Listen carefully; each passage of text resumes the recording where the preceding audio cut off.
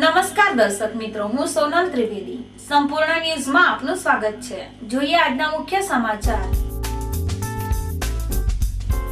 પાલનપુરમાં ટ્રાફિકની સમસ્યા માથાના દુખાવા સમાન. રેલવે સ્ટેશનથી સિમલા ગેટ જવાના રસ્તેથી ટ્રાફિક વધારે રહેતું હોવાથી લોકો હેરાન પરેશાન. થરાના ટોટાણા રોડ ઉપરથી રેતી ભરેલ ઓવરલોડ ડમ્પરો પાલનપુર ખાણ ખનીજ ખાતાએ ઝડપ્યા. 27.145 કરતા વધારે રેતી ભરેલા 4 ટર્બો ઝડપીને રોયલ્ટી ઇન્સ્પેક્ટર PM ટંડેરે કરી કાર્યવાહી હાથ. ડીસાના સોની બજારમાં નોકરે માલિકના ઘરે કરી આત્મહત્યા અને ત્યારબાદ મર્કેન્ટાઇલ બેંકમાં ચોકીદારે પણ આત્મહત્યા કરી હોવાની ઘટના આવી સામે.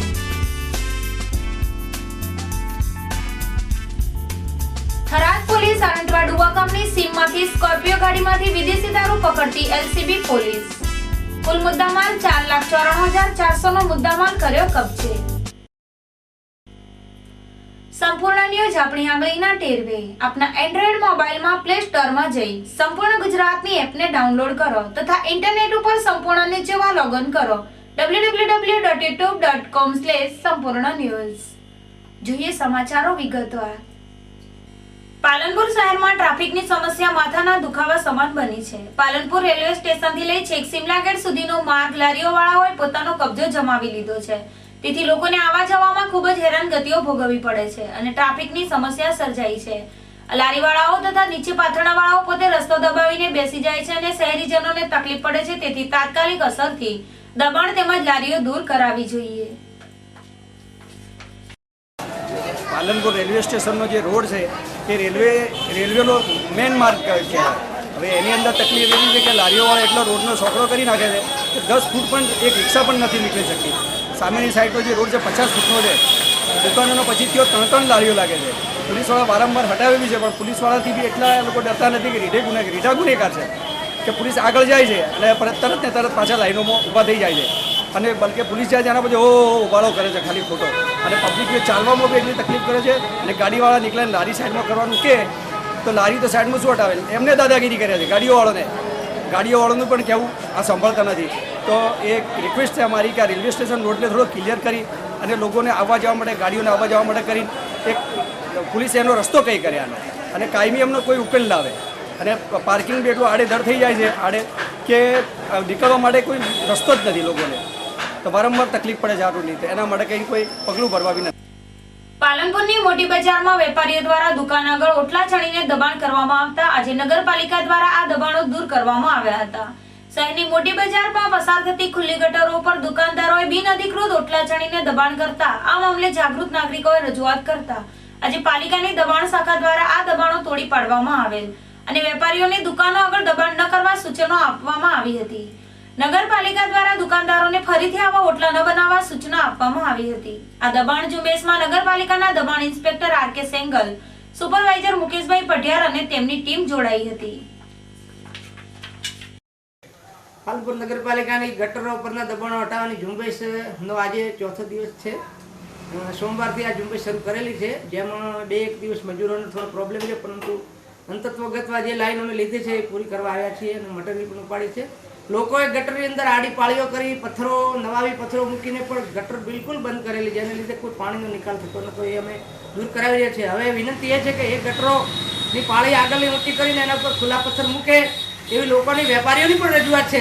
તો એ પ્રમાણે થાય તો ગટર સાફ થઈ શકે, ગટરમાં કચરો ના આવે અને એ પ્રમાણે આગળ જે બહારની પાળી છે એના ઉપર ઊંચી પાળી કરી અને એના ઉપર ખુલ્લા પથ્થર મૂકે તો ગટર સચવાય, ગટરમાં ગંદકી ન થાય, કચરો ના પડે અને ગટર મેન્ટેન રહે.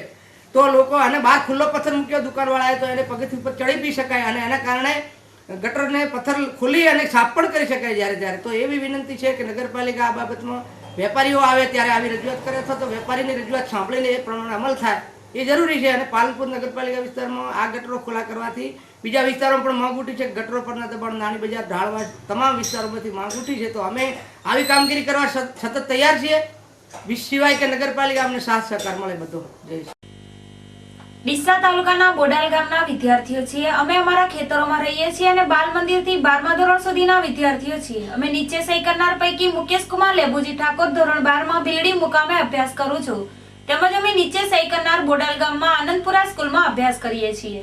અમારા ખેતરેથી સ્કૂલ જવા માટે અમારો જે રસ્તો છે તે રસ્તો આજથી 2 દિવસ પહેલા અમારા ગામના ઠાકોર ભેમાજી ચેલાજી, ઠાકોર અનારજી ચેલાજી, ઠાકોર સહદેવજી ચેલાજી અને તેમના કુટુંબના માણસોએ બંધ કરી દીધો છે અને હથિયારો લઈને ત્યાં બેસી રહે છે. અમે સ્કૂલ જવા જો આ રસ્તેથી નીકળીએ તો તેઓ અમને મારશે એવી ધમકી આપે છે અને ભેમાજી ચેલાજીની છોકરી અને તેની પત્ની પાસે અમે તેની છેડતી કરીએ છીએ તેવી ફરિયાદ કરશે તેવી ધમકી આપે છે.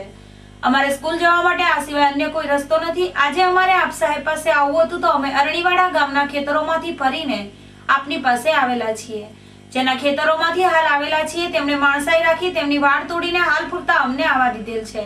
આ રસ્તો બંધ કરવા બાબતે લેબુજી સ્વરૂપજી ઠાકોર ભીલડી પોલીસ સ્ટેશને ફરિયાદ આપતા પોલીસે આ ઈસમો સામે કાર્યવાહી કરેલી છે. પરંતુ તેમ છતાં આ ઈસમો ધમકીઓ આપે છે અને રસ્તેથી ચાલતા અટકાવે છે, જેથી અમારો અભ્યાસ ન બગડે તે માટે યોગ્ય કાર્યવાહી કરવા વિનંતી છે. રસ્તો બંધ છે. સ્કૂલ રસ્તામાં સ્કૂલે જશે ને તો લાકડી અત્યારે ઢોકા લઈને મારવા આવે છે અને એવું કહે છે કે તમારો રસ્તો અહીંયા નથી અને રસ્તો બંધ કરી નાખે છે અને ચાલવા જતા નથી અને અમારા સ્કૂલનું પણ શિક્ષણ બગડે છે. મારા 12મા ધોરણની પરીક્ષા બોર્ડની એક્ઝામ આવી રહી છે અને અભ્યાસક્રમ પરિપૂર્ણ નથી. બાકી તેમાં મારા અભ્યાસક્રમમાં કૃષ્ણ સાહેબ 100 વર્ષનો રસ્તો છે, અમારો પરંપરા રસ્તો છે. અમારા વડીલોય તો હેડી અને હાલે અમે પરંપરા હેડા હતા અને 2 દિવસથી રસ્તો અમારો આ લોકોએ બંધ કરી નાખ્યો છે. છોકરા જવાની પણ સ્કૂલે જવાની બહુ તકલીફ છે. અમારે પણ જવાની ખૂબ તકલીફ છે. કોઈ બીમાર થાય તો પણ જવા માટેનો કોઈ ઉપાય નથી. પશુ બીમાર થાય તો કોઈ ડૉક્ટર લાવવાનો કોઈ સુવિધા નથી. અમારે બીજો કોઈ રસ્તો નથી. અમે હાલ આ છોકરાને અહીંયા લઈને આવ્યા છે તો અરણીવાડાના શ્યામાળામાં થઈને બહાર લઈ 5 કિલોમીટરથી દૂરથી અમે લઈને આવ્યા છીએ. રસ્તો બંધ કરવાનું કારણ રસ્તો બંધ કરવાનું કારણ અમારા સમાજ લેવલે થોડીક માથાકૂટ છે. તેમાં અમે 60,000 રૂપિયા અમારા ભાઈને કહેવાથી અમે આલ્યા અને ફેર 5 લાખ રૂપિયાની માગણી કરી સાહેબ. 5 લાખ રૂપિયા આપો તો તમારો રસ્તો ખુલશે ને પરંપરા તમારો રસ્તો ખેડાઈ જવાનો છે. આ બધા ભેગા મળીને અમે બધું કર્યું હતું સાહેબ, પણ એમાં એ લોકો કોઈ સંમત થતા નથી. તમે આ કલેક્ટરનું પગલું ભર્યું છે સાહેબ.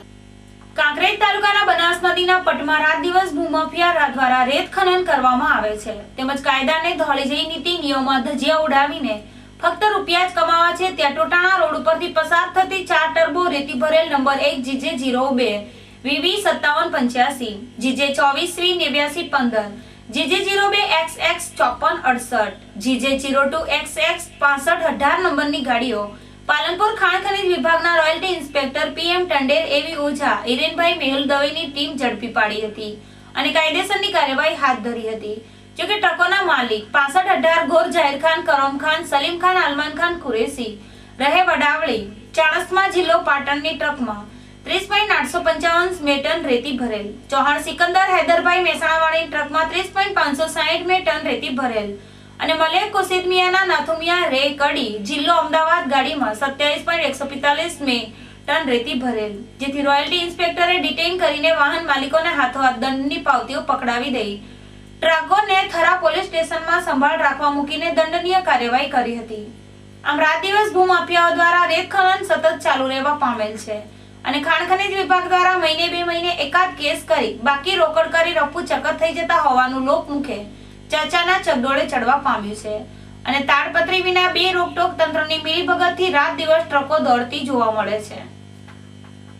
બનાસકાંઠા જિલ્લાના ડીસા શહેરમાં સોની બજાર વિસ્તારમાં નોકરે માલિકના ઘેર આત્મહત્યા કર્યા બાદ આજે મર્કેન્ટાઇલ બેંકના ચોકીદારે પણ આત્મહત્યા કરી હોવાની ઘટના સામે આવી છે. વહેલી સવારે બેંકના મેનેજરે આ બનાવની જાણ કરતા પોલીસ પણ ઘટના સ્થળે દોડી આવી તપાસ હાથ ધરી હતી. બનાસકાંઠા જિલ્લાના ડીસા શહેરમાં સતત બીજા દિવસે પણ આત્મહત્યાની ઘટના સામે આવતા સનસનાટી મચી જવા પામી છે. જેમાં ડીસાના હાઈવે પર આવેલી મર્કેન્ટાઇલ કોઓપરેટિવ બેંકમાં ચોકીદારે આત્મહત્યા કરી હોવાની ઘટના બની હતી. પાલનપુરમાં રહેતો અમરત દેસાઈ નામનો યુવક ડીસામાં આવેલી મર્કેન્ટાઇલ બેંકમાં ચોકીદાર તરીકે નોકરી કરતો હતો. તે દરમિયાન ગુરુવારે મોડી સાંજે બેંકના કર્મચારીઓ રાબેતા મુજબ બેંક બંધ કરી રવાના થયા હતા.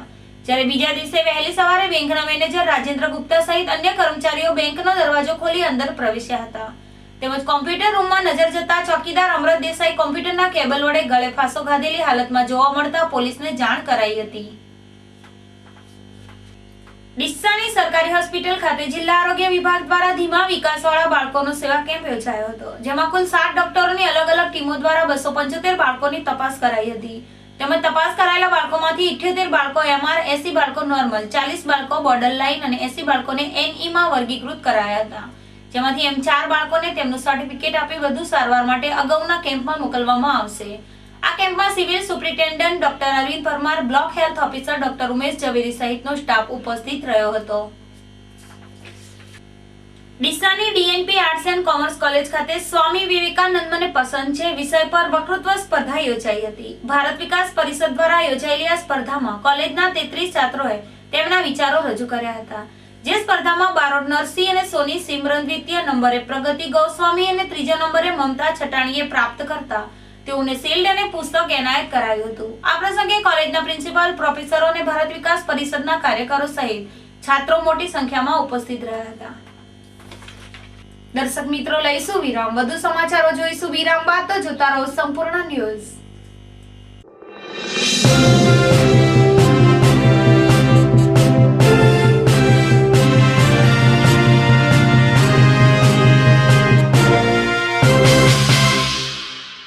શ્રી મનમંદિર વિદ્યા સંકુલ પાલનપુર. શાળામાં સંસ્કાર સાથે શિક્ષણ, નિષ્ણાત શિક્ષક ગણ, સાપ્તાહિક ટેસ્ટનું આયોજન, પ્રોજેક્ટ કાર્ય દ્વારા શિક્ષણ, માસિક જનરલ નોલેજ ટેસ્ટ, અદ્યતન કોમ્પ્યુટર લેબ, પ્રાથમિક કક્ષાએથી જ સંસ્કૃત અને અંગ્રેજીનું શિક્ષણ, શૈક્ષણિક પ્રવાસનું આયોજન. સ્થળ શ્રી મનમંદિર વિદ્યા સંકુલ, ડુંડિયાવાડી, તાજપુરા રોડ, પાલનપુર. સંપર્ક નીરવ પટિયાર 98989 40030. શ્રી મનમંદિર વિદ્યા સંકુલ, પાલનપુર.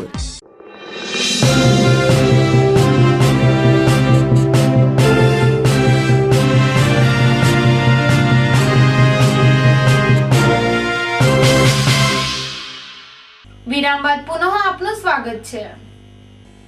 શ્રી નીરજકુમાર બડગુજર સાહેબ, પોલીસ અધિક્ષક બનાસકાંઠા પાલનપુર વાળાઓ પ્રોહિબિશન જુગારની ગેરકાયદેસર પ્રવૃત્તિ સદંતર બંધ થાય તે મુજબ કડક અમલવારી કરવા સૂચના કરતા પ્રોફેસર ઇન્સ્પેક્ટર J.H. સિંઘવ તથા LCB ટીમના પ્રકાશભાઈ, બળવંતભાઈ, દિગ્વિજયસિંહ, જયપાલસિંહ, નરેશભાઈની ટીમે પોલીસ ઇન્સ્પેક્ટર સિંધવાનાઓને મળેલ હકીકતના આધારે થરાદ પોલીસ સ્ટેશન વિસ્તારના અરટવા ડુવા ગામના કાચા રસ્તામાં નાકાબંધી કરવા છતાં નંબર જગરની સ્કોર્પિયો ગાડીમાંથી વિદેશી દારૂ પેટી નંગ 26 બોટલ નંગ 836 કિંમત 94,800 તથા સ્કોર્પિયો ગાડી કિંમત ₹4 લાખ એમ કુલ મળીને ₹4,94,400 નો મુદ્દામાલ મળી આવતા ગાડીના ચાલક તથા બીજા ઇસમો સામે પ્રોહિબિશન એક્ટ મુજબ થરાદ પોલીસ સ્ટેશનમાં કાર્યવાહી કરેલ છે.